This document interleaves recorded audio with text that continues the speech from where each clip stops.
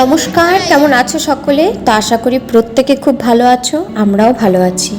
তো আজ শুক্রবার সকাল সকাল ব্লগটা শুরু করে দিয়েছি।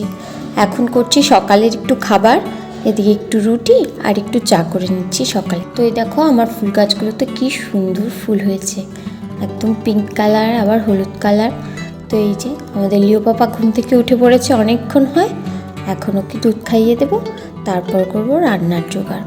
তো আজ বিকেলে আছে এক নিমন্ত্রণ, সেখানে যাব। সেই জন্য আজকে দুপুরে আর বেশি কিছু রান্না করব না, শুধু একটু মাছের ঝোল করে নিচ্ছি, পাবদা মাছ এনেছে। আর করে নিচ্ছি একটু নিরামিষ শাক দিয়ে, সব কিছু সবজি দিয়ে একটা পাতার তরকারি। তো রান্না বান্না কমপ্লিট, খাওয়া দাওয়া হয়ে গেছে। এখন লিও পাপাকে নিয়ে একটু আদর করছি, তারপর ওকে খাইয়ে ঘুম পাড়িয়ে দেবো। তারপর বিকেলে আবার যাব বিয়েবাড়ি, সেই জন্য রেডি হয়ে নেব।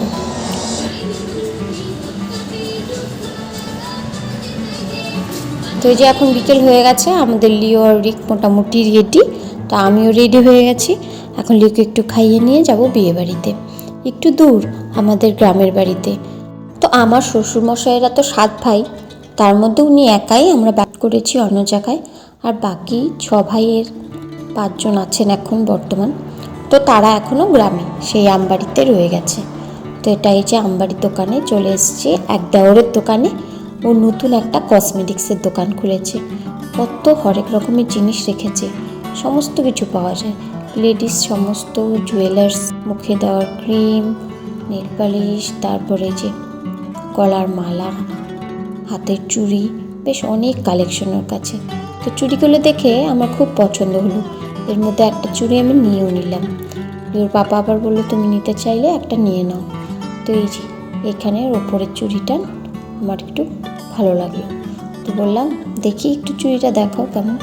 তো আমাকে আবার দেখাতে 200 টাকা দিয়ে নিয়ে নিলাম, বেশ সস্তাই পাওয়া গেল ওর কাছে। ও বললো বৌদি আমার কাছ থেকে এসে নিয়ে যেও, আর তোমার কাউকে চেনা থাকলে বলো আমার দোকানে আসতে, আমি কম সময়ের মধ্যে করে দেবো। তো নতুন দোকান খুললেও কালেকশনগুলো কিন্তু খুব ভালো। ছোট্ট দোকান, কিন্তু দেখো পরিপূর্ণভাবে সাজিয়েছে, কোনোটার খামতি নেই। সমস্ত ছুটিনাটি জিনিসগুলো এনে সুন্দর করে সাজিয়ে দিয়েছে। তা আমার বেশ ভালো লাগলো। এর আগেও একদিন বলেছিল আমাকে যে এসো আমার দোকানে, কিন্তু সময় হয়ে ওঠে না তো। আর সকাল সকাল না গেলে গ্রামের বাড়িতে মজা লাগে না। রাত করে যেতে যেতে দেখি সমস্ত জায়গাটা অন্ধকার হয়েছে। তো আজকে তো বিয়ের নিমন্ত্রণে এসেছি, এসে দেখি এই যে দোকানটায় ঢুকে সব ছোট ছোট জিনিসগুলো খুব পছন্দ হচ্ছিল।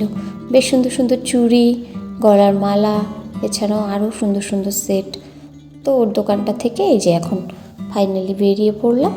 এখন চলে এলাম আবার আরেক জায়গায়, সেখানে আবার আরেকজন জামাইবাবু আমাদেরকে দেখে গাড়িটা দাঁড় করিয়ে দিল, বললো একটু দাঁড়াও, আগে একটু কথা টথা বলি তারপর যেও।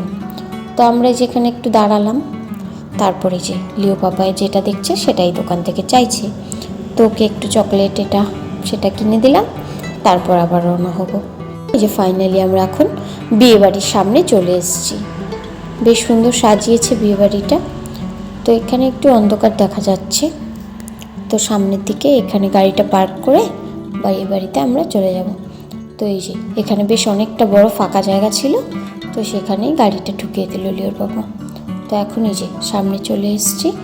বিয়েটা যেহেতু গ্রামের বিয়ে, তো সেই জন্য চারদিকটা একটু অন্ধকার, কিন্তু বাড়ির সামনটা দেখো কি সুন্দর করে সাজিয়েছে, চন্দননগরের লাইটিং দিয়েছে, আর ভেতরটা খুবই সুন্দর। আমি ভাবতেই পারিনি যে আজকাল এত সুন্দর করে সাজায়। গ্রামের বিয়ে হলেও দেখে মনেই হচ্ছিল না যেন কোনো গ্রামে এসেছি। তো যাই হোক, এই যে ভেতরে চলে এলাম, প্রথম দিকেই তো খুব সুন্দর করে সাজিয়েছে। তারপরে এই যে সবাই কথাবার্তা বলছি, ভেতরটা খুব সুন্দর করে সাজিয়েছিল। তো এরই মধ্যেই যে চোখে পড়ে গেল প্রথমে এসে ফুচকার দোকান। আর আমাদের রিকের তো ফুচকা খেতে খুব ভালোবাসে, যখনই ফুচকা দেখেছে অমনি আমাকে বললো মা তুমি গিয়ে ভেতর থেকে আসো, গিফটটা দিয়ে আমি ততক্ষণে কটা ফুচকা খেয়ে নিই। বললাম ঠিক আছে যা। আর আমি এই যে লিওকে নিয়ে পেছন পেছন চলছি। এখানে এই যে মেয়েকে বসিয়ে রেখেছে, ওকে দেখে আজকে যেহেতু একটা মেয়ের বিয়ে, তো আমাদের দূর সম্পর্কে আত্মীয় ওনার ভাস্তির বিয়ে, তো সেখানে এসেছি, তো গিফটটা আগে ওকে দিয়ে আসি। বাড়ির ভিতরটা বেশ বড়, কত জায়গা জুড়ে বাড়িটা, আর উঠানটাও অনেক বড়। আসলে টাউনের বাড়িতে তো এত বড় বড় উঠান পাওয়াই যায় না এখন। এক ঘরের ভেতর দিয়ে আরেক ঘর, ব্যাস তাতেই বাড়ি শেষ। তো এইসব জায়গায় আসলে লিও পাপা কিন্তু খুব খুশি হয়, আর ওকে ছেড়ে দিলে সারা ঘরময় এদিক সেদিক খালি ছোটাছুটি করে। তো এই হচ্ছে কোণে, কোণেকে সুন্দর করে সাজিয়ে রেখেছে, চতুর্দিকে ঘিরে রেখেছে সব বান্ধবীরা মিলে। তো আমি একটু দেরি করছিলাম, এর মধ্যে লিও পাপা আমাকে ডেকে নিয়ে গেল, বেশিক্ষণ দাঁড়াতে সময়ই দিল না। তো এই যে এখন বাইরে চলে এলাম, ওরা এখন ফুচকা খাচ্ছে। তা আমি ভাবলাম আমি কেন পিছিয়ে থাকবো, আমিও 2-4টে খেয়ে নিই। এদিকে এই যে লিও, ওর পাপা আর আরিক, আমি সকলে মিলে ফুচকা খাচ্ছি। এরই মাঝে বর চলে আসছে, বরের গাড়ি সামনেই। এই জন্য এখানে প্রচণ্ড নাচ চলছে, গান চলছে, সকলেই একদম মজে উঠেছে। তো আমি দূর থেকে একটু ভিডিও করছি। আবার বেশ সুন্দর দুটো কার্টুনও বানিয়েছে, খুব সুন্দর ডোরেমনের মতো দেখতে। দুজনকে সাজিয়েছে, তারা আবার নাচানাচি করছে। তো লিও পাপাকে সামনে একটু নিয়ে গেছিলাম, কিন্তু ও না প্রথমে একটু ভয় পেয়েছিল, তার জন্য আর নিয়ে যাচ্ছি না। তখন একটু ফুচকাটা খাওয়া হোক, তারপর আমরা মেন খাবারে প্রবেশ করব।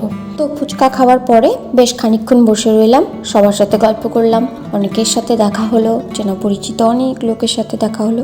তো ফাইনালি চলে এসেছি মেন খাবারের দিকে। এখন এই যে খেতে বসে পড়লাম। খাবার জায়গাটা কি সুন্দর করে সাজিয়েছে, চতুর্দিকটা টেবিলগুলো খুব সুন্দর, টেবিল ম্যানেজমেন্টটা এত সুন্দর করে সাজিয়েছে। আবার কি সুন্দর মাঝখানে মাঝখানে একটা করে ঝাড়বাতি ঝুলিয়ে দিয়েছে, চতুর্দিকে আবার পর্দা সিস্টেম করে দিয়েছে। মানে এক টেবিলের খাবারের লোক আরেক টেবিলে দেখতে পারবে না যে তারা কী দিয়ে কী খাচ্ছে। খুব সুন্দর ছিল আয়োজন, ব্যবস্থাটাও খুব সুন্দর, পরিষ্কার পরিচ্ছন্ন। তো খুব ভালো লাগলো। খেতে বসে তো ভিডিও করতে পারলাম না, কারণ লিও পাপা খুব দুষ্টুমি শুরু করে দিয়েছিল, আর সারাটাক্ষণ আমার কোলেই বসে রইল।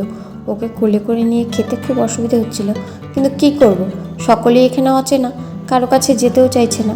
তো সেই জন্য কোলে নিয়ে খেতে হলো। এই যে আমাদের সেই আত্মীয়, উনার ভাগ্নির বিয়েতেই আমরা এসেছি, উনার দিদির ভাগ্নির বিয়ে, মানে আমাদের একজন ননাশন। ওই যে লিওর পাপার সাথে কথা বলছে, উনার হচ্ছে ভাগ্নির বিয়ে। যদিও নিজস্ব রক্তের সম্পর্কের কিছু নন, কিন্তু তার থেকেও অনেক বেশি, নিজের দিদিদের থেকেও অনেক বেশি আদর করে।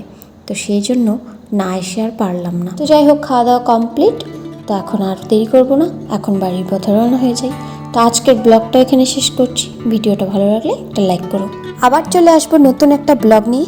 ততক্ষণের জন্য সকলে ভালো থেকো, সুস্থ থেকো।